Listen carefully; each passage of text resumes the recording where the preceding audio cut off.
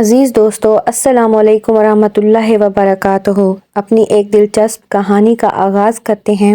کہیں ایک قصہ پڑھا تھا کہ سمندر کے کنارے ایک شخص چہل قدمی کرنے جاتا تھا۔ اس نے وہاں ایک شخص کو دیکھا کہ وہ شخص نیچے جھکتا، کوئی چیز اٹھاتا اور سمندر میں پھینکتا جاتا۔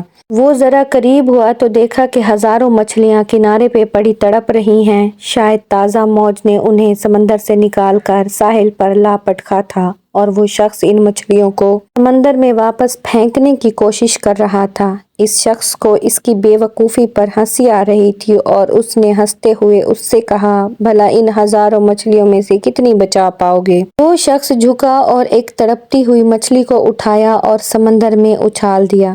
پھر سکون سے دوسرے شخص سے بولا، اس مچھلی کو فرق پڑا، ہماری چھوٹی سی کاوش سے بھلے مجموعی حالات میں تبدیلی نہ آئے لیکن کسی ایک کے لیے تو فائدہ مند ہو سکتی ہے۔ اپنی بساط کے مطابق اچھائی کرتے رہیں، اس فکر میں مبتلا نہ ہوں کہ آپ کے اس عمل سے معاشرے میں کیا تبدیلی آئی۔